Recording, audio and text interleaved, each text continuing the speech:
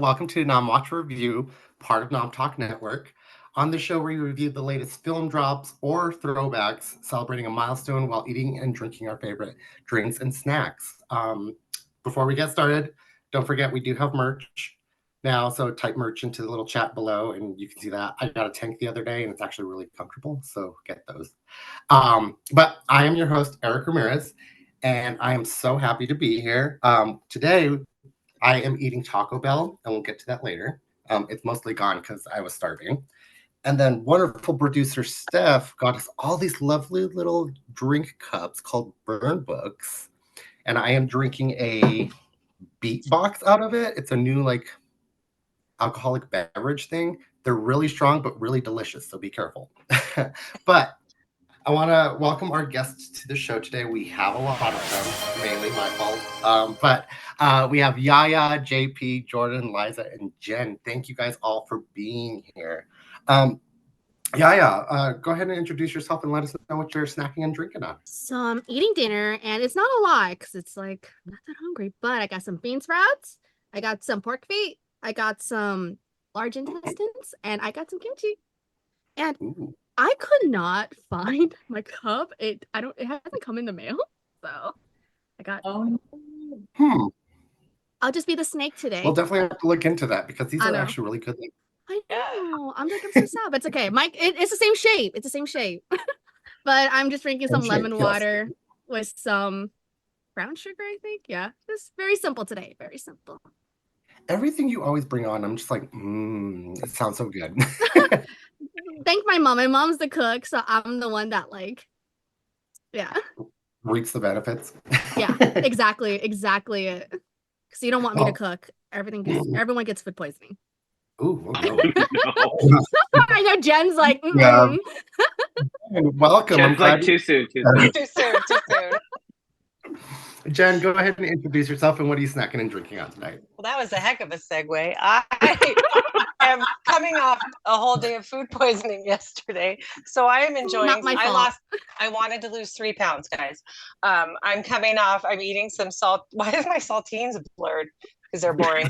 So I'm nibbling on some saltines, and my beautiful Burn Book cup is holding some very nice cold ginger ale with no sugar in it for me, and water. So the only thing I've eaten in 2 days. So it's very exciting. I watched a movie today, though. It cheered me up, so it made me feel better. Good.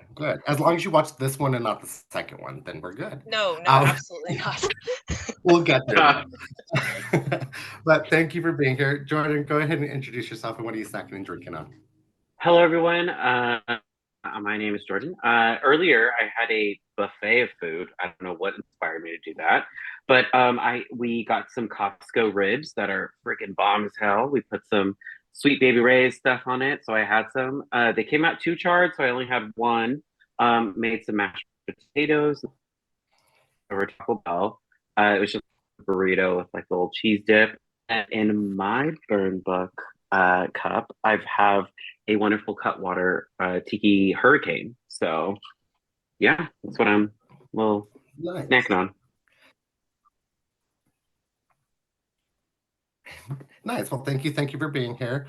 And then Liza, go ahead and introduce yourself and what are you snacking and drinking on tonight? And welcome to talking with us.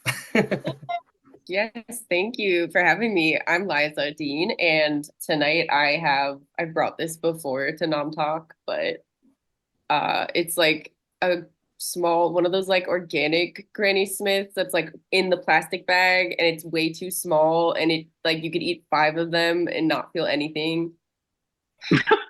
It's this or like genetically modified huge stuff, but I like left it in the sleeve, like in the little cutter, which is pretty bad. And I have this beautiful Burn Book cup, which has a lovely straw and some I wanted to say tap water, but it's filtered, guys. It's like mineral spring water. Okay. It's like flat, not chilled. Thanks for having me. Well, thank you. Thank you for being here. And then before I get to JP introducing himself, the chat actually redeemed sing mode. So JP, go ahead and introduce yourself and what are you snacking and drinking on? You know what? That's cold. That is so cold. No, you don't have to. Whoever I'll that pick it is, up I'm after going you. to find you and I'm going to add you to the burn book. All right, here we go. Hi, my name is JP. And because I have been deemed Gretchen Wieners, I went ahead and I went and got me some wieners for tonight's episode. I also have some flaming hot chips because of the burn book. So I put some thought into it. And I also tried to go find toaster strudels today. Went to 4 different stores, and evidently they are not popular anymore. So hi. Yeah. Oh, and my burn book cup. Because I am eating hot Cheetos, I have water. Oh, good. Well, thank you. Thank you for being here and good job. I'm proud of you. Thank you all for being here. Before we start, I do want to remind everybody that we are still fundraising for the Trevor Project with a goal of $200. So please check the chat and donate. It's a great cause. But today, we are going to be talking about Mean Girls. Not only the movie that came out in 2004, that's our main one, but the musical, the second movie, and the Broadway. So there's a lot encompassing tonight, but thank you all for being here. Before we get started, because I forgot that we had to still sing, before we get started, I want to know when you all first saw this movie, what did you think about it, and what your candy cane rating is for this film. We'll start with you on this one, Yaya, and you don't have to sing. Okay, yay. But oh my gosh, so I was one of actually those people that wasn't raised on like Mean Girls. Like everyone's like, oh, they watched it since it came out. They kind of either grew up with it or it was like a huge part of their thing. I don't think I watched it till like high school or university. Like it was really a lot later. But I remember like it's like it's a huge like pop culture thing. So of course I hear people talk about it and all that stuff. But so yeah, it wasn't until later. But when I did watch it, it was really loved it because I love Lindsay Lohan. I loved it since like Parent Trap and all those other fun films that I can't remember off my head right now, but they were so good. But I gave it a 4 because I was like, this was really fun. It's like, oh, it was just like, it's like the high school, like, the very American high school clicky thing. And it's like, it's fun, it's entertaining. It was good. It was good. It was good. I liked it. But Liza, we'll go to you next. When did you first see this movie? What were your thoughts about it? And what is your candy cane rating? I saw this movie. This movie came out, I think, when I was in like 8th grade, which is kind of like the worst year to like ever be alive. I feel like, you know what I mean? It's like the meanest year. In my experience, yeah. I don't know. Yeah. So teenagers and middle schoolers are so mean, boys or girls, they will attack you. I'm afraid of the them, meanest. I know like one person who's like, I'd go back to middle school. I loved it. Like everyone else is like, no way. What's wrong with them? Middle school is worse than high school. Absolutely. Yeah. Absolutely. But I remember there was like all the girls on the cheerleading squad were gonna go see it. And so I went and saw it with them. And I don't even remember seeing it. I just remembered like thinking how odd it was afterwards that these girls were like, let's make a burn book. Yeah. Like it was all like, let's have tables at the I was like, I think you guys missed the point of the movie, but all right. And I totally ate in the bathroom stall by myself. I was real life Cady Heron, everyone. But I'm sure everyone has been Cady Heron, real life Cady Heron at some point. But I legit remember taking my tray like into the stall and being like, this is gross. This is awful. I give it 3 candy canes because I don't know. There's like I love it. Like no problems really with it. It's more of my. It's probably I think 1 candy cane off for white shame. It was just like the lack of representation, the lack of representation in general, and just not great representation. And then I was mad Janis wasn't gay. I thought why do you gotta straight wash Janis at the end of the day? Like, I don't know, just felt kind of like, really, I was really rooting for her to act like actually, like someone, please. But I don't know, they made it a whole thing. So that's why I'm 3, but I still love Mean Girls like a lot. I like rethought. Everyone's like 4 and above, and I'm like, oh, maybe I was pretty harsh, but yeah, it's a classic for a reason. No, it's completely fine. Trust me, there's been podcasts where I said that it deserved a 0 and didn't give any ratings. I mean, all of us were in agreement. Never again, don't go see Madam Web. But regardless. Honestly, 3 is the highest rating I've ever given anything I've ever done on Nom Talk before. So wow. So it's high for me, I guess. That's high praise then. Yeah. On my scale, I guess. On your scale, it is high praise, so that's good. Yeah. JP, when do you remember watching this, and what were your thoughts, and what is your candy king? Well, I'm Mr. Old Balls of the episode, and I actually saw this in high school when it came out as a senior. What really grabbed me to go to the theater to watch it was that scene where they're acting like animals around the fountain in the mall. And I was like, oh, that's kind of cool. I want to go see this. And so I did, and I fell in love with it. I gave the film 5 candy canes just because it is part of I guess part of me growing up, and I grew up in that generation, so I understand the film quite a bit.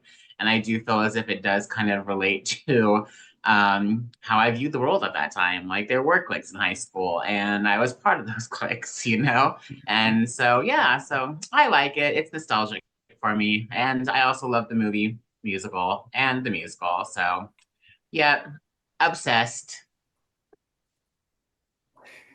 Oh no, I'm right there with you, and I also gave it a 5 because I grew up in this area when I saw it. I was a freshman when this came out, so I'm getting closer to you. But yeah, no, saw it, was definitely obsessed with it. I was following Lindsay Lohan with whatever she did because she could do no wrong for me at that point. It was like this and Absolutely. Confessions of a Teenage Drama Girl were my things to watch for her. Mhm. But yeah, definitely have to give it a 5. I get what you were saying, Liza, about the representation and her being a lesbian and all of that. That's why I appreciate the movie musical that just came out this year, which we will talk about, because they did everything that it was missing from the original. But this movie just is nostalgic for me, and I have to love it because I was of the time. Jordyn, where were you when you first saw this movie, and what did you think? And what are your candy canes? Yeah, so I was also in high school at the time. What was this? 2004, so I was a sophomore in high school. And how old was I? I think this was the year that I came out. Officially, I was like, okay, whatever, I don't give a fuck.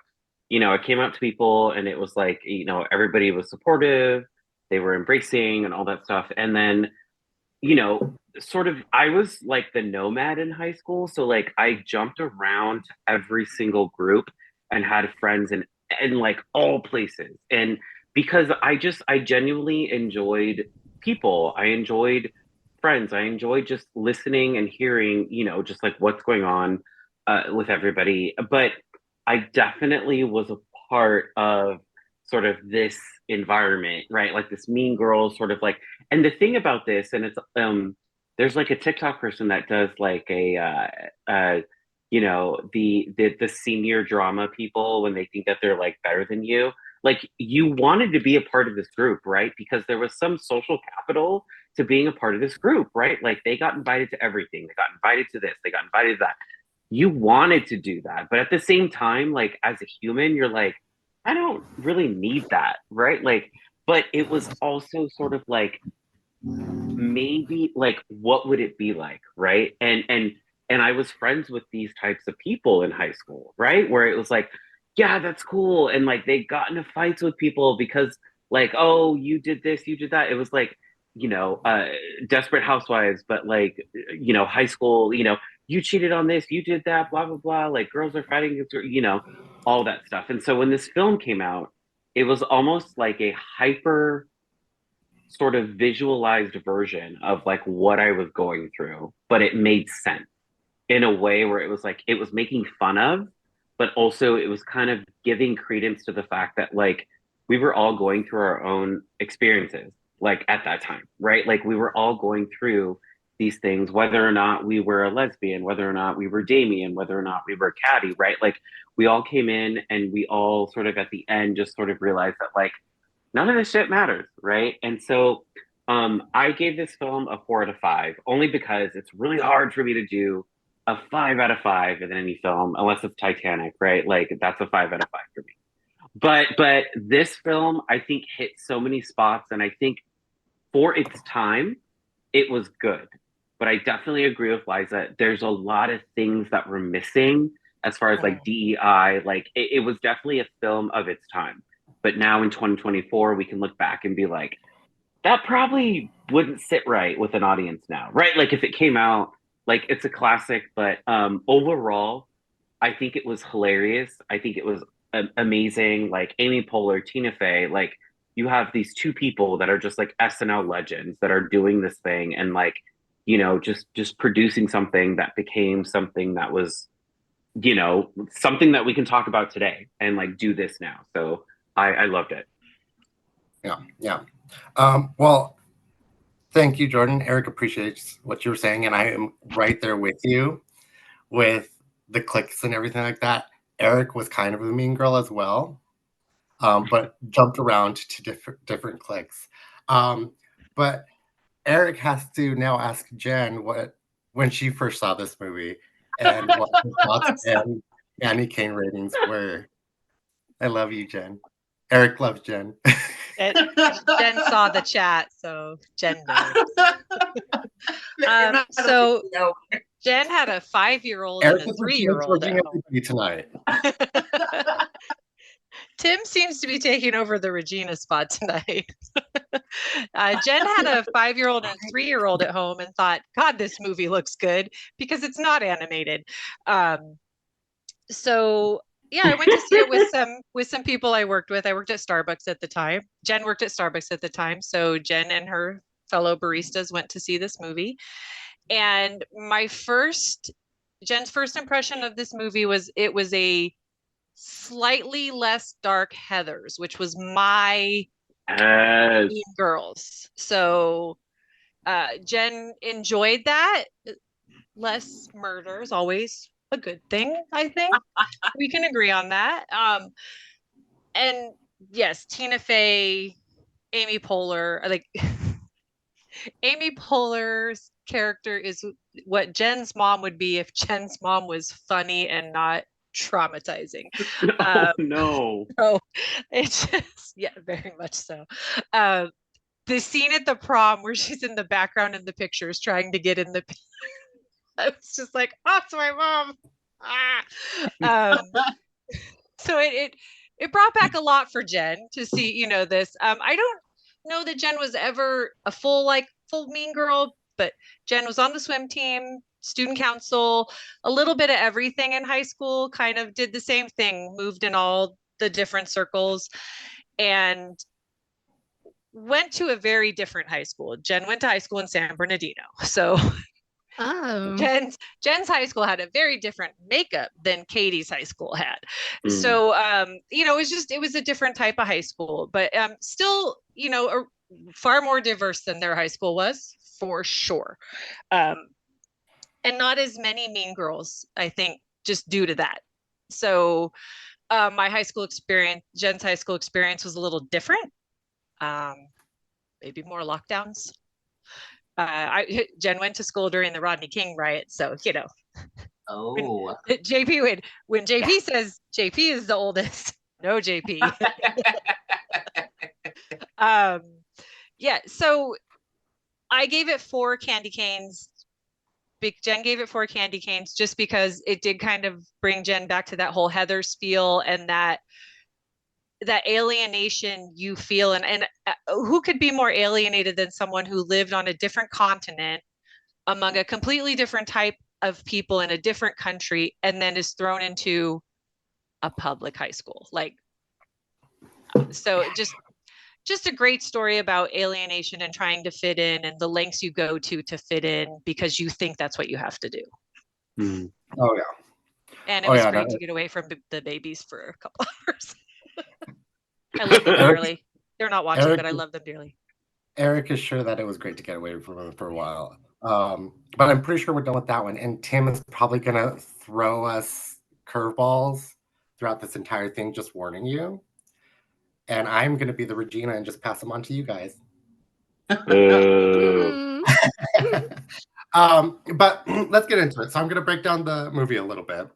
So we have 16-year-old Cady Heron, played by the wonderful Lindsay Lohan, is living in Africa, and then her parents get this job in the States, and they move her where she's been homeschooled, has really no interaction skills at all, to a high school in the United States. She comes into the high school, and it's always awkward and everything. She ends up eating in the bathroom stall because she has no friends or anything. She meets Damian and Janis. And Damian and Janis kind of take her under their wing and are like, this is what you have to know. These are the clicky tables. Those are the art freaks. Those are the burnouts. Those are the horny band geeks. And she was like, what's at that table? And she's like, those are the mean girls. They're the plastics. Stay away from them. Well, getting lunch, Regina George was the head of the plastics, played by Rachel McAdams, and her two hench people, Gretchen Wieners and Karen Smith, played by Lucy Chaubert and Mana Seyfried, catch her attention. She catches their attention. They're like, why don't you sit with us? Come, be friends with us. And they kind of take her in, kind of making fun of her, but also taking her in. And then Janis gets this wild idea that, hey, you become friends with them. Tell us what they're doing so we can make fun of it. Well, as they're doing this, Cady kind of likes this dude named Aaron Samuels, which is Regina's ex-boyfriend. She kind of tells Regina everything like that, and then Regina takes him back. She's like, I hate her. I have to break her. So they end up coming up with this plan where they're going to make her social circle go away, her body go away, her friends, everything destructive in this life. And that's what the whole movie's about. But in turn, going through this, Cady Heron becomes the new top plastic mean girl.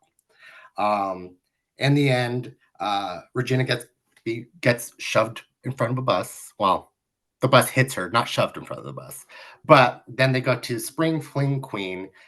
Cady wins, gives everybody parts of the crown and everything like that because everybody is special and individual. And it's just catty bullshit that these girls have been doing. At the end of the movie, they all develop, get different friend groups, and they're all looking at each other like, hey, we're all right. You know what? We don't have to be this evasive to everybody. Then they see the new clique of mean girls coming into the school, and they're like, well, they're gonna have fun with that one. But what did you guys think about the storyline of this movie? We'll go with you on this one, Liza, because I know you do have issues with the representation and everything. Yeah. I wanted to first bring up, did they ever say where in Africa Cady's from? South Africa. South Africa? Yeah. Is she from there though, or were they just living there doing research of some kind? They don't Yeah, really 'cause clarify that. She's got like an I American think they were accent. just living there doing research. They were researchers, but I didn't know they ever specified South Africa. Maybe was that like on like a title card in the beginning of the film? No, she actually does say it. I can't remember. Okay. Because the principal, who's played by Tim Meadows, does say it or does say something, and then she's like, "Oh, I'm actually from here." While you're Okay. discussing, I'll look it up. Yeah. No, Oh I yeah, just was yeah. like, It says South Africa. her family moved to Africa when Cady was young, as her parents got jobs there as a research zoologist. Yes. that's all I'm saying. You know, like I'm just like, Oh yeah, it says South Africa. it says South Africa because like the whole movie they just refer to it as Africa. You know what I mean? Yeah. And I feel like that's Yeah. one of those things that like nowadays would not. Like people are like, what? A zoologist? Like, come on. You know what I mean? The whole like, oh, it's all like a jungle in the outback and like that whole thing and then they keep referencing it the whole movie. As like she's from Africa and Africa is like in the wild and you know what I mean? Like that whole part of it just kind of I don't know who the writers are, but I'd be willing to bet I know what I know that they're white people. Just Tina Fey and her husband. What did you say? Tina Fey and her husband. That's right. Well, they based it off the book. That's right. Correct. Yeah. Yeah. So to me, I don't know. All of that, I upon the rewatch, because I feel like you can give like a scale rating from like what when I saw it, I thought it was so good. But then living life till this point, where we're at now, I see it with different eyes. So I can't help but notice that part of it. The whole movie, I'm like, they just keep bringing that up. But I thought one of the biggest like takeaways I've ever had about Mean Girls that I feel like I just couldn't shake was that the word irregardless exploded on the cultural zeitgeist. Like it just all of a sudden everywhere everyone was saying irregardless, and I kept wanting to be like, that was from Mean Girls, that's not a real word. And then one day I went and looked and it's in the dictionary as like it's interchangeable with the word regardless, but there's people who don't even know the difference, and it's all because of Gretchen Wieners. So I think that's also to comment on the toaster strudel thing from earlier, I just want to say I've looked this up before, and like it's like you can't find a toaster strudel. You can't just find one. You have to like go looking for one. Like there was apparently like a wild berry flavor that like you cannot find anymore. You can find strawberry ones, but you have to like go into like the dark web to find them. But they exist. But yeah, what was the question? I'm so sorry. I went off on that. You're answering. What you thought of the storyline? Oh, the storyline. Right, the storyline. It was like I felt like the storyline itself is like a good, solid storyline. Like it was a good I saw Heathers and Clueless, and I saw, okay, here's the coming of age film for like the early aughts. And I felt like it really captured those years pretty well. It wasn't maybe as extreme as they made it look. Like people weren't just making out in the middle. I mean, yeah, they were, but like it's a dramatization, but I still felt like if you watch that film, it is like going back in time. And I do feel like the soundtrack is it does carry a lot of the film. I have to like make that note about it. But storyline wise, I mean, I can't say much against it because I feel like it's a good story. It's a good thing to watch. It's a takedown of an evil dictator, and kind of like the tried old archetypal like makeover story, and then she's powerful and then she falls from grace. And actually leading up to this, I still haven't seen the musical, and I'd never seen Mean Girls 2, and I thought I could squeeze it in today when I had time. I didn't finish it, and I've never in my life, like I need to rewatch this movie like over and over and over 50 times. It's the most incredible, crazy, insane thing I've ever seen in my entire life. I've never seen anything like Mean Girls 2, and I could watch it forever and still never fully understand. Yeah. No, and I agree with you. Mean Girls 2 is a special kind of bad. Yeah, it's the campiest thing I've ever seen in my life. It's like I've never seen anything that camp before. I swear to God. Like I am mystified by this film. I'm like, why have I not watched this all this time? I can't, it's so bad. I can't stop. Like I was texting Steph before the podcast, and I'm like, I can't stop. I can't stop watching it. It's so, I feel like it broke my brain. Anyway. It's like really, the room of Mean Girls. The room. Oh yeah. I don't even know. No. It's I don't have words. You can't even like imitate what watching that movie is like. Like I'd have to just play scenes because everything about it is like, wow. And I haven't watched it all the way through, but I just wish there was a little more. I don't know.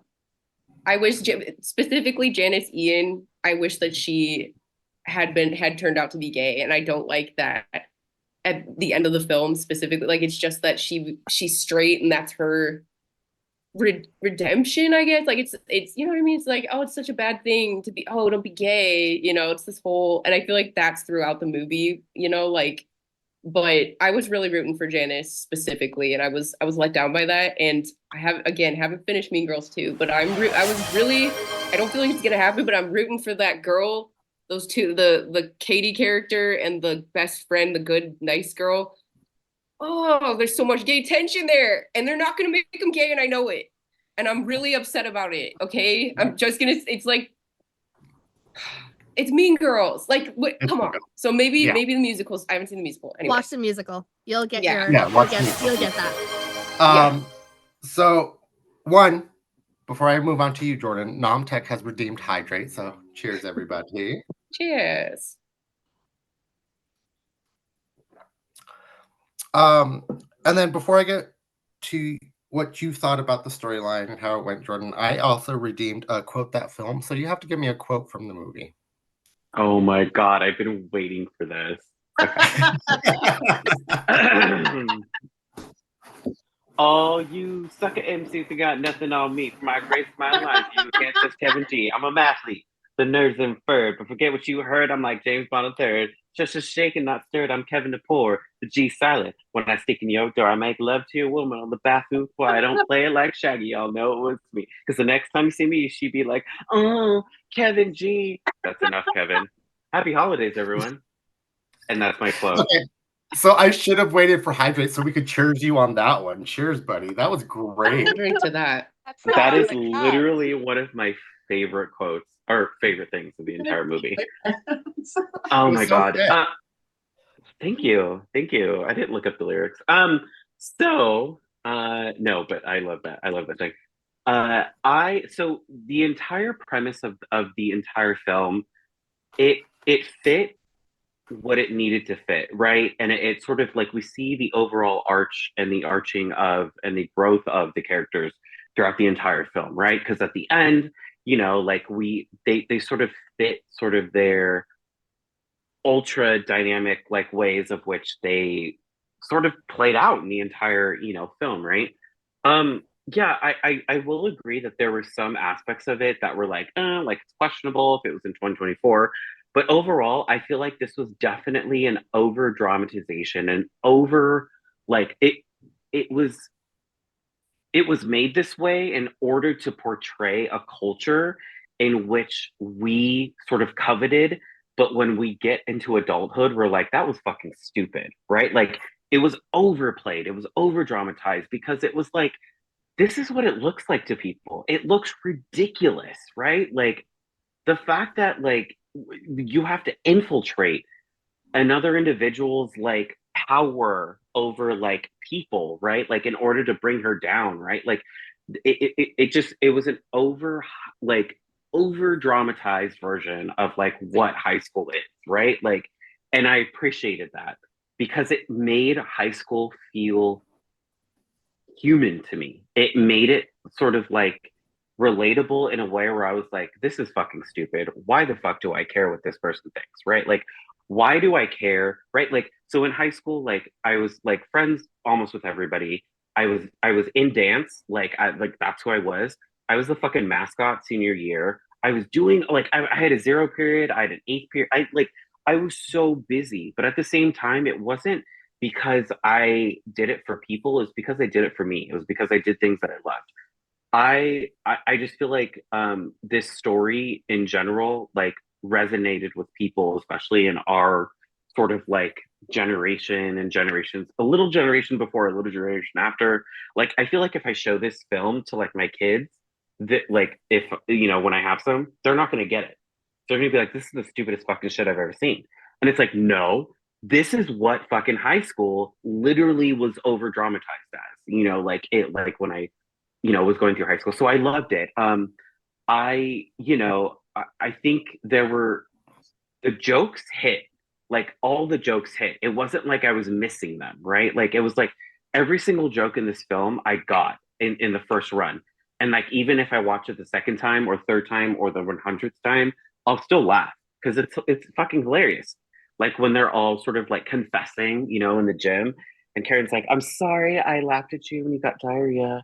in the Barnes and Noble, and I'm sorry I'm laughing right now at it again. Right? Like that's fucking shit that like me and my best friend or like me and my friends would laugh at. Right? Like it's so relatable in a way where I don't think if this came out today, people in this like TikTok sort of like instantaneous generation would get, right? So I feel like it's definitely set in a way, but I loved it. I loved the story. I loved the plot. I've lived the plot, right? Like and so I think it is just I don't know. It's just relatable to what I've experienced. We didn't have diarrhea in a Barnes and Yeah. Noble once. I did. I certainly did. Nobody but nobody Everybody said knows. anything. No, I really did. I think I was by myself. So did Wow. I. Like Yeah, it more was than terrible. once. There was always somebody in that bathroom having diarrhea. Wait, I think there is a freaking psychological thing where people get diarrhea in bookstores. I'm not kidding you. They Like pop this is a something in thing. there. All of the books. I'm gonna look up I the looked it PubMed up. study. I'm gonna I find that. looked it up. I looked it up, and some like psychologist was like, "Yeah, this is a thing. Like it's something. I don't know what Because it you is." go there but- after dinner to walk off dinner because Barnes Noble's a big bookstore. I thought it was Oh the my God. Starbucks. They always had I a was like, Starbucks, and then they yeah. would have I don't know if Maybe. anyone remembers. This That was espresso. around 2004. There was Yeah. a drink called the Tazoberry like smoothie, and they stopped. They only made it for like 2 years, and Yeah, it was I like a know. purple. It was like a purple smoothie. It was so good. I've never tasted anything like it, and that probably gave people. They put whipped cream. They put like this much whipped cream in it. I bet that gave people diarrhea, and I bet it wasn't the only thing. Terrible. That's It's also like when North- they changed the Frappuccino mix because I worked at Starbucks at that time and they Oh my changed the mix at that time. You But that's remember the also, like, Tazoberry? yeah. Sorry, do. that I do. it's lost to time. So good. That's also Oof. like Nordstrom Cafe. Like you get a fucking like Mm. latte from Nordstrom Cafe. You're walking around. You're like, fuck, I gotta take a shit. No, it's It's just terrible. libraries. Enjoying And this the coffee. conversation after yesterday, let me tell you guys. Poor But Jen.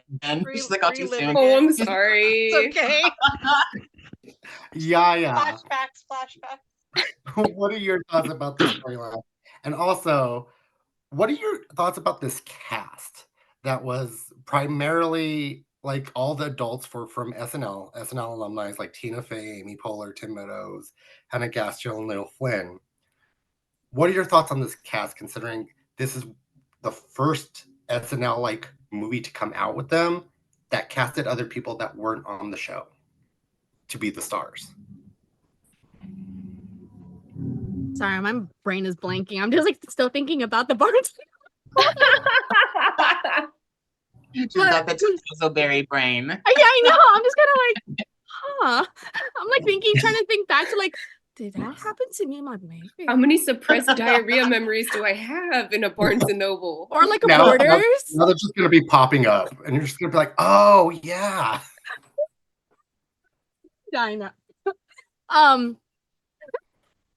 But first of all, I love the theme of this like movie. It was like very much I loved whenever it talks about like someone like so naive and so sweet and they get like freaking corrupted. It's like power corrupts, man. No matter how innocent or how whatever, power corrupts.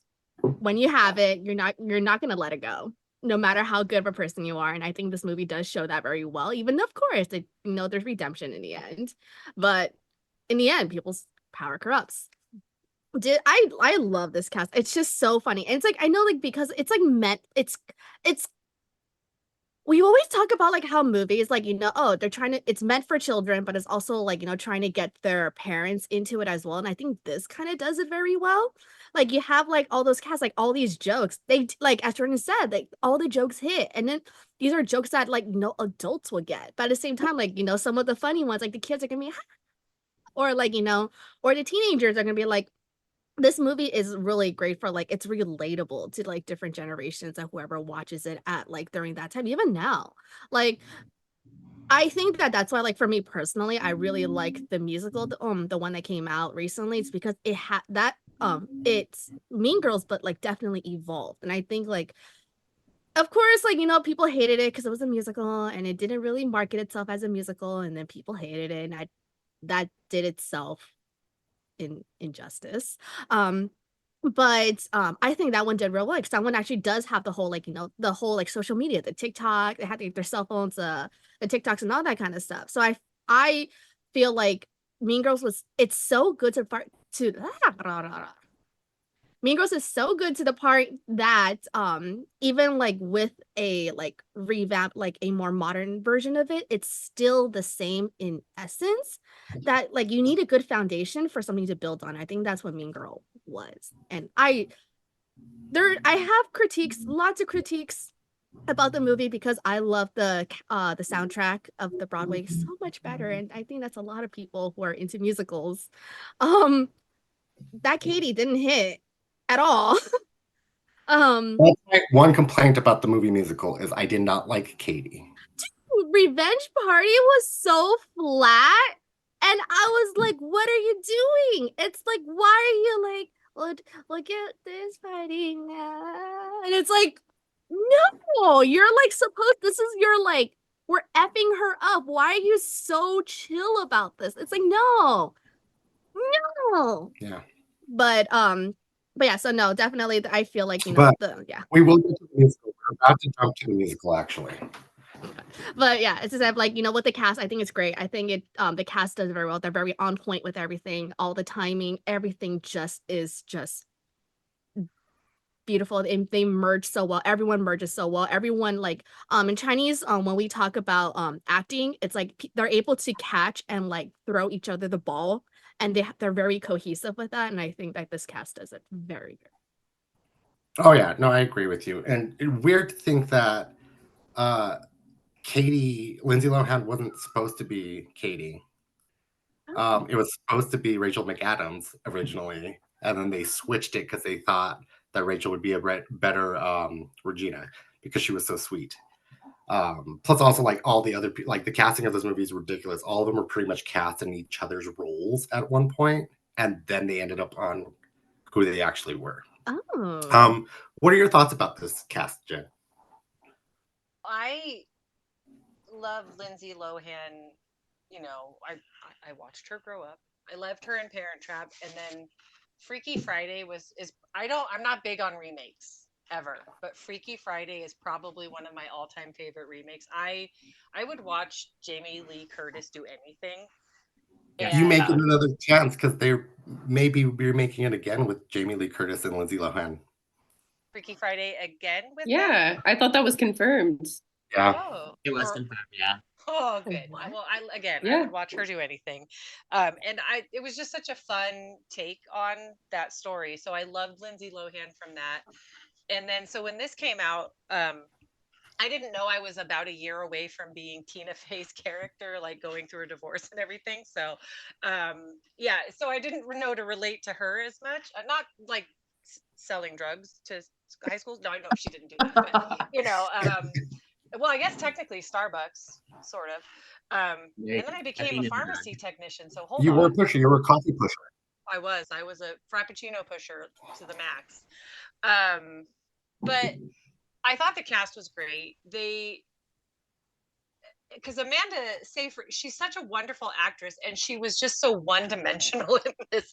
I was like, they didn't let her do. She's just like, my boobs can predict the rain when I'm outside in the rain. It's funny enough to think this was her first role, her first movie role ever. Really? Oh. She was supposed to be Cady originally. They cast her first as Cady, and they had Lindsay Lohan playing Regina, and then Lindsay Lohan's people thought that would make her look bad. So they said, let's have her play Cady, and they recast Amanda Seyfried as Karen. And then we learned that Lindsay didn't need help making herself look bad after a few years, but bless her heart. No, she's doing much better now. She's doing much better now. It's a truck. Calm down, Kat. No, I thought the cast was great.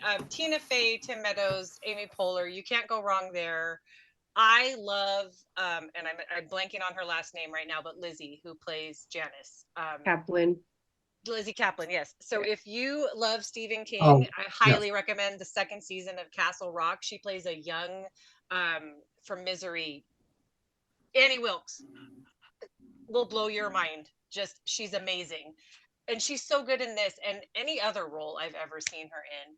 The guy who plays Damian, he just cracks me up constantly. Just constant. Everybody in this movie, or Daniel Freezy. yeah, everybody in this movie just hit it. They just got everything perfectly. And what it hit me today when I watched it, because I realized I could stream Paramount Plus at work, which was great. So I watched it while I was working, and you picked a bad time, Kat. So at the very beginning, when Cady's going to school for the first time, she almost gets hit by the bus. And I think that was a big foreshadowing for her. Like she dodged a bullet, right? Like, this is your warning. Don't become Regina. Like, it was like, comes full circle when Regina gets hit by that bus, which, by the way, a few days later, you are not at the spring fling in a neck halo. Okay. But that was just like, oh, okay. So we're going to go that far off the reality scale here. No, but it was, I thought the cast was great. This gal, Party of Five gal, or whatever show she was in, Lacey Chabert. Yeah. I don't know, her tan bothered me the whole time. I was like, oh, please tell me that's fake tan and not a tanning bed, because honey. But no, they reminded me of girls I went to junior high with more than high school. So that's where I was like, these were how the girls were in junior high. And I went to a very small 16 people in my class Christian junior high.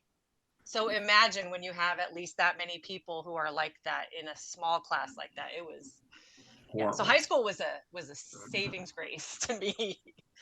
So yeah, so I loved the cast. They were fabulous.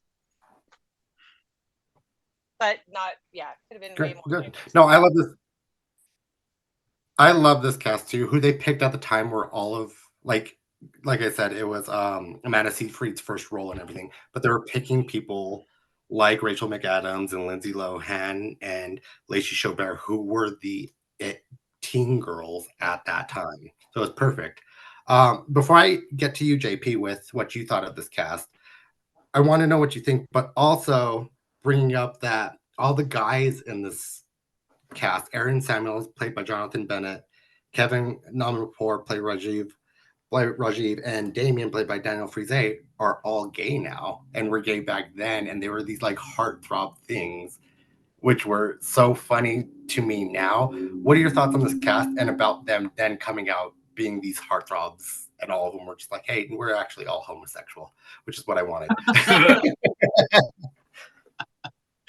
I mean, it's just, the cast is just iconic. You have to give them major props. I mean, Amanda Seyfried played, even though she's playing the basic dicks that we all know, she did it in a different way. Let's be real. Like Jen had mentioned, she was very deadpan, which made it even funnier, I feel. Like when she's like, oh, my boobs can tell when it rains. And like she's just so deadpan. Like she was so sincere. I just felt for her. Like she really like her character was just like Jesus Christ. Like I actually believed Amanda Seyfried. Like she actually believed that as Karen, you know? And then yeah, it's really great. And I think the thing with all the gay guys being in the cast, I think it's great. I mean, why not? It doesn't really surprise me, to be quite honest. The one thing that I did miss in the movie musical is that they did make Damian kind of cliche gay, but in this cast, Damian was not a cliche gay. He wasn't flamboyant. He wasn't parading around with like rainbow makeup and stuff like that. You actually just got to see a real teenager who was honestly like a little on the heavier side, and you didn't see this cliche. And I like that type of representation because we're all the gay guys, especially the guys that I know, we're all not flamboyant. You know what I mean? I'm really, even though I'm flamboyant, I'm not that flamboyant, so I can identify with this character. And the whole point of like even in this cast, like one of the lines is, "This is Damian. He's too gay to function," which is funny because he's not. And that's what I loved about it. And this was in the early 2000s. We were just coming out of like the 1980s and the 90s where gay was a taboo. being gay in the 80s and 90s was basically a death sentence. People still didn't know what to think about it because HIV and AIDS is so stigmatized back then, and we're still getting over it today. We're still deprogramming our minds because of it. And so I do appreciate like Liza's opinion that she rather would have seen like a gay Janis, but at the same time, because they had a gay male character in this, they were already pushing the boundaries, especially for that time, because it was taboo. And it was so taboo that I didn't even come out until I was 23 years old because my wiring in my head, because of my religious upbringing and everything, I had to struggle with it because I did grow up in the 80s and the 90s. I did have that wiring that I had to unlearn. I had to untangle it all. And I think that's another reason why I connect with this cast and why I connect with this story is because it's the first time we actually get to see a gay character. And we're not seeing a gay character who is dying from AIDS or HIV. We're not seeing a character who's like, oh, hey, girl, hey. You know, we actually like, and I appreciated it. And I think it was kind of a really great segue into what we're getting today, especially with today's youth and teens and young adults, is that I feel like this is a really great segue for them because of movies like this that actually were pushing the boundaries at the time a little bit and starting to slide these kind of characters in there and have this kind of representation. It gives them their voice today. And I honestly do feel this is probably like one of the beginning building blocks of today's society.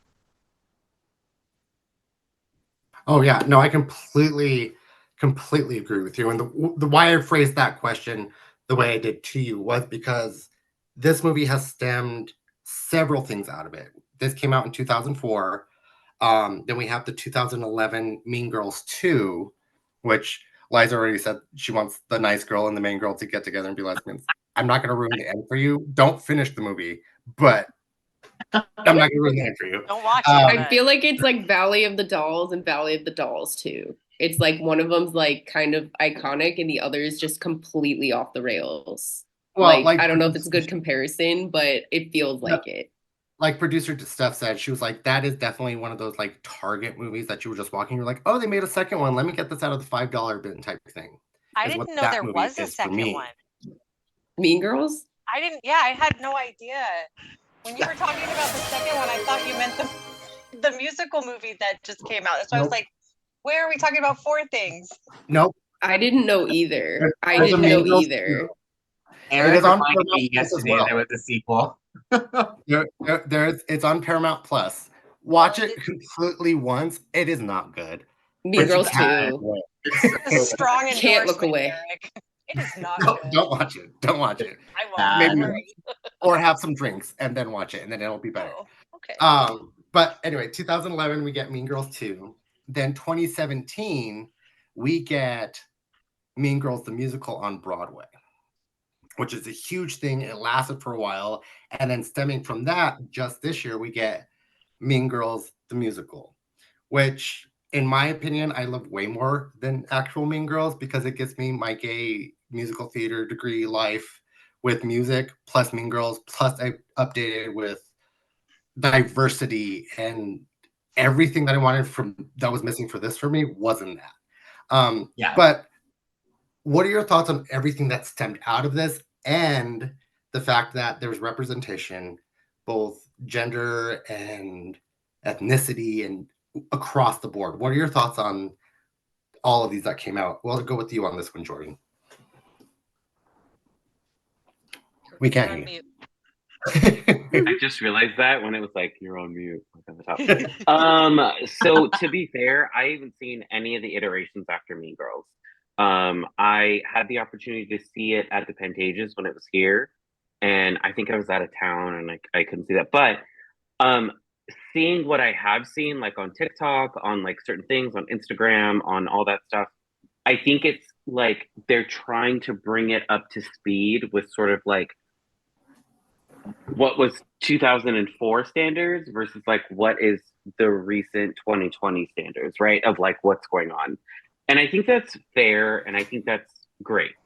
But this isn't like, you know, I don't think this is something that is like, how do I put it? Like musical theater strips. It's not like Rent, right? Like it's not like West Side Story, where you can play it year after year after year after year, recast it in a way where it's like, cool, it can be culturally sensitive or like whatever. You can change certain things. I think Mean Girls, like I said, was a product of its time. I think it fits in that category. If you want to show people what it is, you might want to just explain a little bit about what was going on at the time.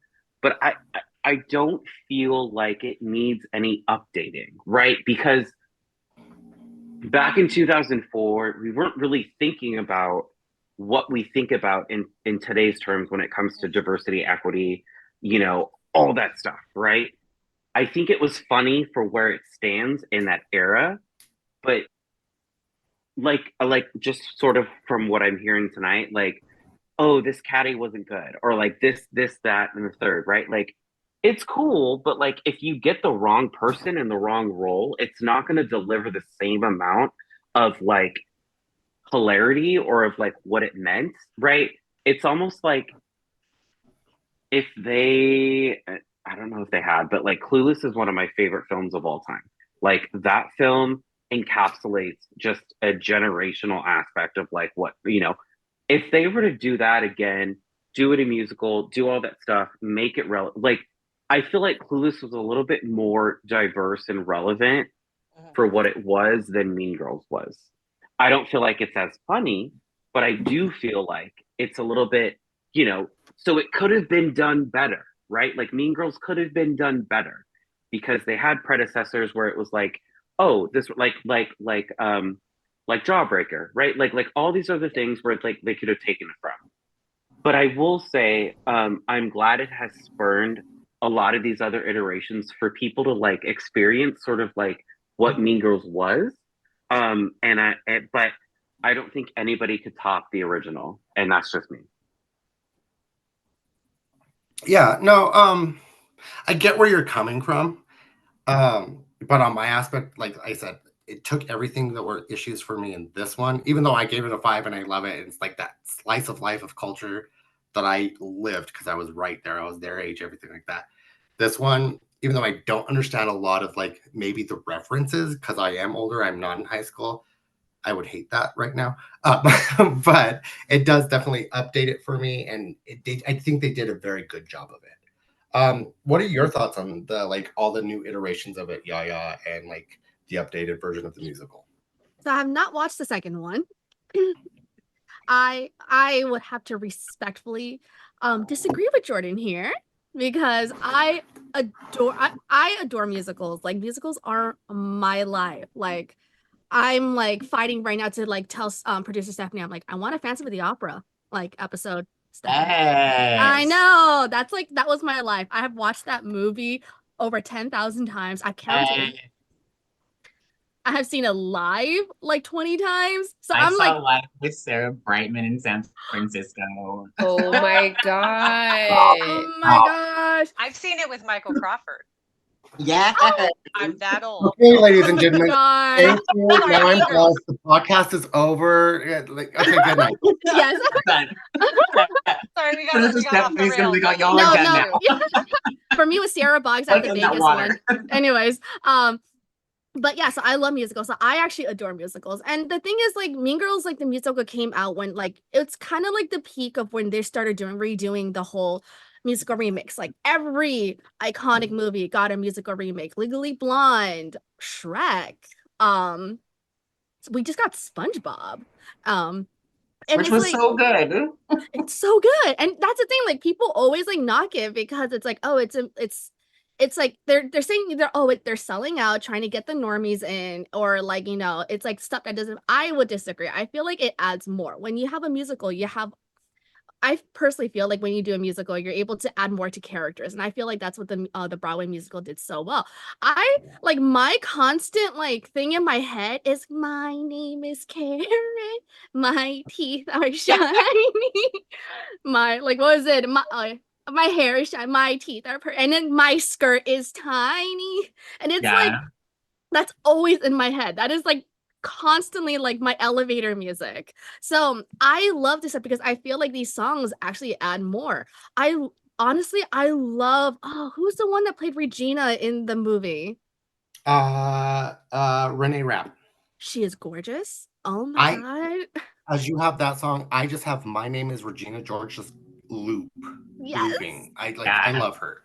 Like, she was perfect. I actually like her better than the original Broadway cast Regina. Like, her voice, the sultriness of it. Oh my God. Yeah. So I I have personally, to agree. I like her, Janet. I like all of them except for the Cady from the original except for the Broadway cast. Cady. Yeah, I love them all. because Janis is Moana. Yeah. She's Moana. She's so yeah. That's as good. good as it gets.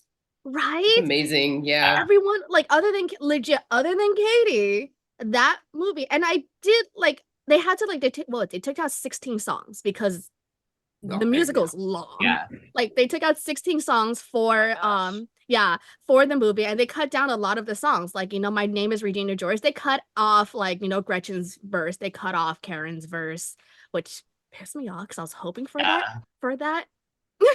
But I personally love that they to have like this updated, because in the musical, in the Broadway, and in the musical movie, as I said, they started using more technology. It was not like, TikTok wasn't something that we had in like 2004. And I feel like, again, if they marketed it as a musical, I think a lot of the younger generation wouldn't be as pissed about it and would have related more, because it really emphasized it wasn't just high school. It's like everything you did was on social media, and not just your school was against you, but the whole world was either for or against you. And I think that plays so much right now in like current culture. And I'm like, again, ugh, I hate that people have this bias against musicals, that they just hate it automatically. And I'm like, but yeah, that's my dog. So yeah, so I personally love that, like Mean Girls has the Broadway version and has like a movie musical version, because now we also have a more diverse cast too. Like, we get a Janis that is actually lesbian. And she's like not white. Oh my gosh. What was it in the original Broadway musical? Karen is she Korean. She's Korean. Because she did a cameo in the movie. She's the counselor, and she's Korean. It's She like was the French teacher. yes, the French teacher, exactly. She was also in Joyride, and she was hilarious in that. I But screamed when I saw her in this film. right, right. So, Um, and then like I saw, what was his name? Ben from American Born Chinese. I was looking at him. I'm like, that's the guy from American Born Chinese. So yeah, I love how with these like new ones, like these new movies and these new iterations, we do get more diversity, and I feel like, it reflects better with how our culture is evolving. But at the same time, the base is still the same. Kids want to be popular, kids want to fit in. There's always going to be cliques. Nepotism is always going to be a thing. And I feel like it does evolve and also stay the same. I think it perfectly reflects that with the new versions. Yes, no, I completely agree with you. I am going to Liza next for the same question of what you think about iteration and everything, but also, Nom Talk Network has redeemed Hydrate. So, cheers, everybody. Cheers. But also, Liza, Nom Talk Network also redeemed quote that film. So he got to give me a quote from the movie. It looks like he's headed for the projection room above the auditorium. That's my favorite. I love that one. Coach Carr, Trent Pack. But yes, what do you think about the new iterations of like the second one, which I know you haven't finished, and then the Broadway 2017 Broadway, and then the new one that just came out this year?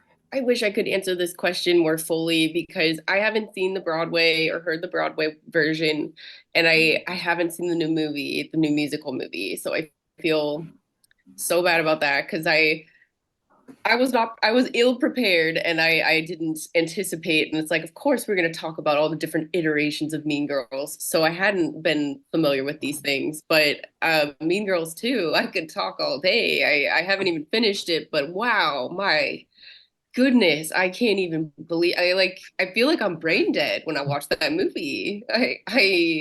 I've never felt anything like it in my entire lifetime. I've never seen I kind of feel like I'm Karen watching that movie. Yeah. That's what it is. It's just unbelievable. It's so unbelievable. I looked up all the actors that are in Mean Girls 2, and the girl who plays like the Regina character is in a movie called Starving Games, which I haven't seen, but she plays like a Katniss character that it's basically a parody of Hunger Games, apparently. And so you remember when they were doing like Scary Movie parody, which was all of those, and then we had like yeah. Well, that's the same thing. It's so bad.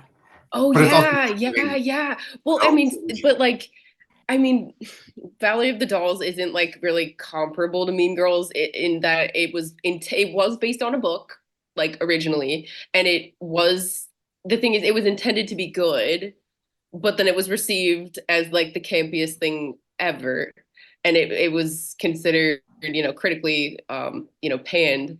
And then Valley of the Dolls 2 is like the most, I mean, if no one's seen it, it's the most ridiculous, campiest, unbelievable film. Oh wow. So I feel like Mean Girls 2, like I draw this weird parallel to Valley of the Dolls. I also just want to like random, but I'm wearing, this is a 2004 Wet Seal top that I have on. Oh my God. I don't know if anyone remembers this girl, but I saw her at a thrift shop and I was like, this is mine. This was mine from 8th grade. And it's like, it is authenticated Wet Seal and I had to bring it out. I never wear it. So I'm gonna say something. Oh my rude. God, Wet Seal. Wet Seal. Regina George. I was watching a TikTok and somebody got a skirt from Wet Seal. And they were like, this is vintage. And I was like, I'm you. I'm offended. Except when people come out and they're like, Air Postal. And I'm like, shut the fuck up. Shut the fuck up. Shut the fuck up. I had a do you remember I don't know if anyone remembers like the Dooney and Bork look. It was like a white bag with like that rainbow pattern. I had the little pleated skirt that was like really big, and and this girl in my class was like, "Oh, is that like designer? It doesn't have a tag on it." And I got it from Rainbow. I thought it was so cool. I was just oh my God. For me, I can't talk much about the iterations. Like Mean Girls 2 is like, I feel like we should have a literal sequel to this podcast episode for that alone because it is that epic, you guys. Like, I swear to God. I can have alcohol again. Yeah, it's oh my God. A bottle of wine.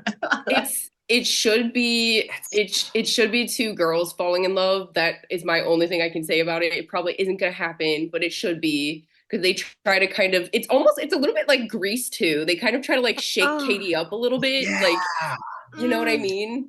It kind of has that. Grease too. Yeah. Oh, Grease too. Don't get me started. Yes. I mean, give me young Michelle Pfeiffer. Come on. Come on. Of course. But I will say that the 2004 was a year. It was a year in history. And I have to speak to that about Mean Girls because I remember the promotion that went into this movie was actually insane. And it was like, they had a website that you could go to that everybody was going to weeks and weeks before the movie ever came out in theaters, where you could literally dress, like, it was like you could dress Regina or like Cady. They had like little games. And I don't know if I was like into the movie before it came out. I thought it was like gonna be so pretty and so cute. And it was like, I don't know. I think it's a movie for the times. Like I can say that you can watch this movie and be transported back to a full different time in history. I even did my eye makeup the way that they used to do it, like, or that I did back in the day, which was like black rim. I remember just the pencil, just drag the black pencil across in the rims. I literally I had to add eyeshadow. I was like, I look terrible like this. I can't do this. No. Like I did it back then. I had to put eyebrows on. Now is you actually have eyebrows. Like back then, it was just like that. Oh yeah. Oh, look, the 90s were a time. Okay, nobody's eyebrows survived. No, nobody's eyebrows survived. It was my eyebrows still haven't recovered from the 90s, but I tried to do just the black. It was like I actually put more eyeshadow on than they ever would have. It was just like black eyeliner, just black, and then the little watermelon tube. And that's like it. And like maybe a little slick of like some silver, but like period. So I don't know. It was, for me, that I have to point out that like it was a film, a time capsule film. It was even that like Henley that she's wearing, like the red Henley shirt, the button down. It's so Hollister. It's so like Abercrombie. You know what I mean? It just looks so, the whole thing. I feel like after this movie, I feel like I started wearing heels to school. And I think there was like a shift. Everyone did. Across the board. Everyone. Oh yeah. So to be fair, sorry, I know we're like, please. Getting late. To be fair, like Rachel McAdams. So okay, I don't know why this shift came. So both The Notebook and Mean Girls came out in the same year. Yes. Yeah. So she was already at a high, right? And then it was like people wanted to see this film because it was like, oh, it's Rachel McAdams. Oh my god, like we're gonna watch this. And then it was like, oh my god, Lindsay Lohan, we love it. And then like they watched it and it was great. Because I remember seeing The Notebook and I was like, oh my god, this is so. And then like Mean Girls, and then Mean Girls came out and I was like, oh yeah, I'm watching that shit. And I think that's what started it all, right? It's crazy to me because the first time I ever saw Rachel McAdams was Mean Girls. And I have to say, her acting in this film, it stands the test of time. She's so good. It wasn't her breakout role. Her breakout role was the hot chick with Rob Schneider, I think. Oh, yeah. Which I never saw all the way through either. I should watch that one. But she was just in classic role after classic role after that. Like, she had just cemented her name. I mean, she did an amazing job as Regina George. But yeah, you brought up Rachel McAdams. I'm trying to remember where I was going with that, but her acting is unbelievable. Like, that's one thing I will say about this film. She was on par. Yeah, she was unbelievable. So yeah, I don't think I answered the question, but no, you did. But unfortunately, guys, we are coming down to the end of it. So I don't get to answer the question. What? Oh, you can't answer the question. This is where I was going with this. Okay. Hold on. So we are coming to the end of it because I know I didn't get to Jen with this question either, and so this is where I was going for you two. What are your thoughts about like all of the like iterations coming after it? The second one, the musical, the movie musical. Also, what are your final thoughts to give everybody out there of like, should they see this? And then, so JP, we'll go with you on this one.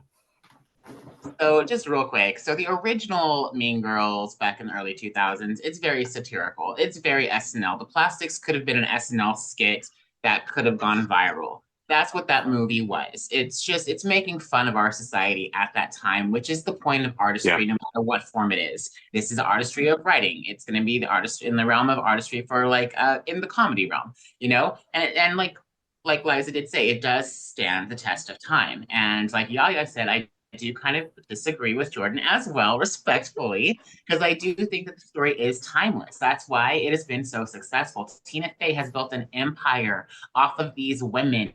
These women, Tina Fey, and built an empire based off of women, and that is absolutely great.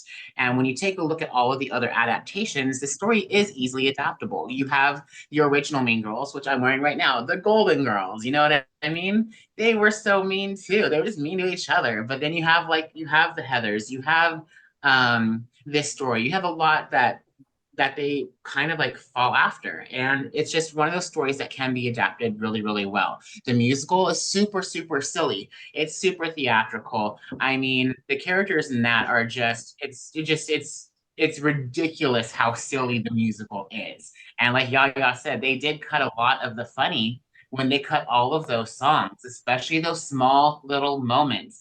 They cut it, but I think it's because with the modern day musical, what they did in 2024, 2023, 2024, this adaptation, this film adaptation is a lot darker than the actual original satirical film in the early 2000s. And I think that's what made it even more like, I don't know, it drew people in. You know, we did get the characters. We actually do see a Regina who does have what in today's standards a eating disorder. You know, she actually does have a little bit of weight with her. And you see her eating cheese fries, not once, but twice in the film. Cheese fries are her go-to, and she does actually suffer from that. And I think that was great that they tackled that issue. But because they did tackle these issues, it did make it a lot darker in reality. And they did tackle a lot of other stuff. And honestly, I'm going to agree with the Cady thing. The Cady thing, they shouldn't have added all of those songs for her. She felt as if she was in a completely different movie with that singing voice. I was like, it's beautiful. But I was like, girl, you do not sound like you belong in the right musical. You sound like you need to be heading over to like Les Miserables or something. Y'all that's freaking out. No, but even Les Mis, you need to project. She didn't project. She didn't do Don't get me started on Les Mis. Right. I'm like, girl, get your ass out of this musical. You don't belong here. You can't sit with us. She doesn't even go to this school. Get her out. And that's how I feel about it. But I do feel as if it is a timeless tale that can be retold again and again. And I do love that women actually built an empire about women, and like all for it. All for it. Yeah. So sorry, Eric had to step away. So he's like, hey, can you ask Jen the same question? So Jen, what did you think about all the iterations after Mean Girls and everything that came after? Also, would you tell somebody who has never seen this before to freaking watch it again? Or freaking watch it for the first time? I'm back. Exactly that. Thank you. I would absolutely tell them to watch it for the first time. I haven't seen, well, as you know, I just learned there was a Mean Girls 2 tonight. So I obviously haven't seen that one. I'll save that to when I feel good enough to drink again. I have not watched the musical, and I love musicals, but musical adaptations of existing things haven't always hit for me. So I've waited, but you've convinced me and I'm going to watch it. So I'm going to watch it before I listen to the Broadway one, though, because I have a feeling if I listen to the Broadway one, the movie's going to disappoint me. So I'm going to watch the movie version first. So I appreciate all of the feedback on that. I think the first one, we've hit on the few small things that were negatives about it, but it was just when it was made. It was just the time it was made in, and had they been made differently, the movie wouldn't be as iconic as it was, because it would have not ever gotten as far as it did. You know, it would have been panned, and it wouldn't have gotten made is also another possibility. I think the fact that it was the SNL people behind it, but it wasn't a full-on SNL skit brought to movies, because those don't always do well. I think that was a strength. It was a SNL backbone with a young cast. And it did that satire. It made that satire work much better. I mean, obviously, you're not going to do an SNL cast in a high school movie, but I think it worked really well, that combination. And Tina Fey and Amy Poehler, they're very smart writers. This was a very smart script. It never felt like it was, other than poor Karen, it never made the kids dumb. You know, they weren't stupid teenagers. They were pretty clever teenagers for the most part, you know. And I think that is important when you're trying to maybe give teenagers a message about, hey, you don't have to be dicks to each other. You could be cool and get along with each other, is you don't talk down to them. It's really important to talk to any kid of any age like they're a human being, because they are. They just may not be your age. So I like that about this movie too. It's important to communicate with people like they're people, not necessarily, you know, you don't cuss at a 2-year-old, but you talk to a 2-year-old like they're a human being. So same with high schoolers. You just got to meet them at their level. So I would recommend this movie to anyone. Actually, I'm going to check in and make sure. I don't know if my kids had seen this movie, to be honest, because they were so young when it came out. It would not have been appropriate for them. But you know, they're old now; they can see it. So, no, I love it, and I'm going to watch the musical. I have homework. You have homework, and then you have to watch the second one. Oh, I have to. Don't do that to yourself. I have to finish Fallout first. Let me finish Fallout, then I'll watch the second one. No, agreed. So Finish good. Fallout. Second one. I'm watching every third time. Also, Nom Talk Network redeemed quote that film again, and because I didn't say it at the beginning when we started this, guys, if you haven't noticed yet, on Wednesdays we wear pink. So, Yaya, what are your final thoughts on this film and where did you recommend Oh it to? my gosh. Yes, just because it is such a cultural thing. Like everyone knows this movie. Everyone knows it's like the quotes like on Wednesdays we wear pink or like, get in bitch. Um like, that's I definitely think that even if it's like, it's as everyone said, it is a product of its time, but at the same time, it is so iconic now that like if you don't watch it, it's like you kind of lose like a lot of like pop culture. There's going to be things you don't understand, but definitely like especially for now, like as like Liza said, like the fact that Janis wasn't like a lesbian, that kind of stuff. Like you need to go in with like you gotta like just take it with a grain of salt because it is a product of its time. It is from the early 2000s. Um, but yeah, no, like honestly, like this is like one of those movies like I don't actually rewatch like a lot. Like I probably can count like the number of times I've watched this movie on like my like on one hand, but it is just a movie that's always there. It is just like it's like part of me now. It's like a little like not gonna say parasite, 'cause that's like a negative connotation, but like a little like it's like my little I'm like an anglerfish, like a female anglerfish, and it's like the male anglerfish that like melts onto you and then like stays forever and it's just like constantly attached to you. I That's what love this that. is. Yeah, love it. Love that. That's what this is. This is like I it's learn like something every day. yeah, no, so yeah, anglerfish, like yeah, they male anglerfish, like they'll latch on, and then there's like an enzyme that melts them onto it. So if you see a female anglerfish with like several lumps, those are all previously male anglerfishes that have now become part of the female anglerfish and it's constantly like secreting like basically semen. Ooh, Yeah, we yeah, love that. yeah, Sounds so like a night out at WeHo. yeah. Not my night out at WeHo, sorry. No. So I am going to go to this question to you next, Liza. Would you recommend this movie? Do you have any final things to say? And then I'm going to go, yeah. So go ahead and answer that question. Then I have another thing for everybody. Yeah. I would recommend this movie for sure because I feel like you just wouldn't get half of the references made in culture nowadays. It's the blueprint for a lot of it. It wasn't the first of its kind, but it was the blueprint for I really feel like it's even a bigger movie to Gen Z than it was to millennials. Like I remember like the amount of relevance and steam that it's maintained throughout 20 years is astounding to me. And I remember just like thinking 10 years later, why is this still going so hard? People really like, but it's so many things. It's the everything about it, the cast, the music, yeah, it's an SNL movie, but it was, female kind of led. And so it I would absolutely recommend it. 100%. Yeah. And it's like, it's so quotable and yeah, but it's relatable. It's, the Barnes and Noble diarrhea, I have so many, I have a lot of feelings. What is it? I just have a lot of feelings. I related to that girl the most, Janis and that girl. Also, I would sit at the art freaks table. Like I was a floater. I would kind of like socialize with everybody, but I definitely would have chosen the art freaks table. So I just want to say that, but yeah.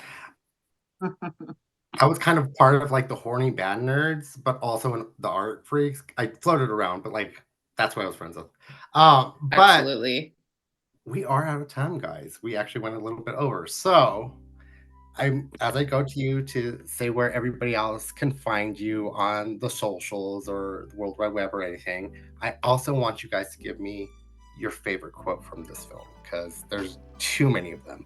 I realize one of mine that I use constantly is I'm sick. I use that so much in my everyday life. But we'll start with you on this one, JP. Where can everybody out there find you out there on the socials? So you can find me on social media with my name, JP Rapozo, Rapozo. And my favorite quote from the movie has to be, "She doesn't even go here," because honestly, that line came out of nowhere in that movie, and you can use that in everyday life, and I do. Just don't piss me off. No, I'm kidding. It's true. It's true. I do use that one too. But thank you so much for being here. Liza, where can they find you out there, and what is one of your favorite quotes? I'm the Red Banshee on Instagram. It's all one word, the Red Banshee. And I like the discourse about crack. I like when he's like, say crack again, crack. And then she's like, she just came up to me and started talking about crack. And then she's like, now I guess she's on crack. It was just like this whole escalation. So it's kind of a combination of quotes, I guess. But yeah. Yeah, no, that is the one. And thank you so much for being here. Thank you so much. Where can everybody out there locate you? And what is one of your favorite quotes, if I could speak? You can find me here on Twitch Monday, Wednesdays, Fridays from 3 p.m. to 5 p.m. Pacific Standard Time at My Hamachi.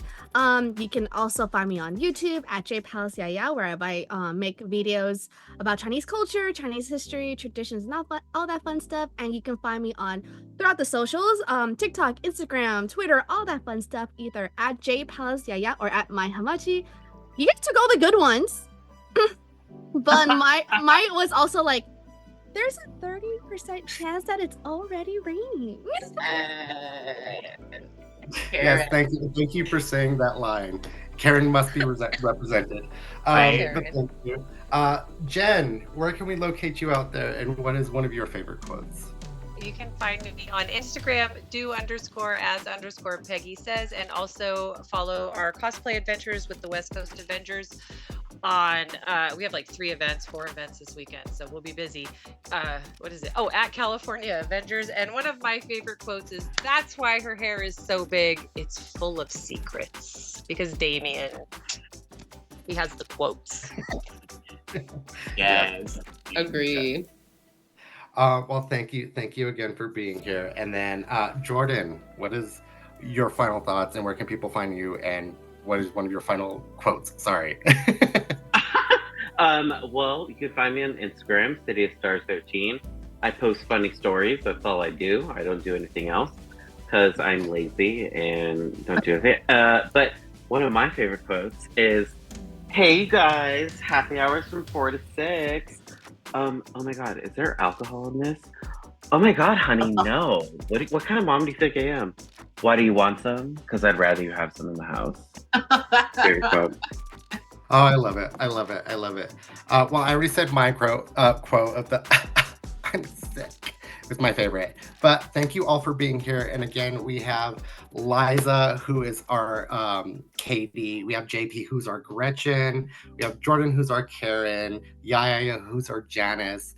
And then we have Jen, who is our Damian. And then, of course, I am your Regina. But thank you all for being here. You guys can find me at Heartless7 across all socials. But until next time, get in, bitch. Have a nomorific day.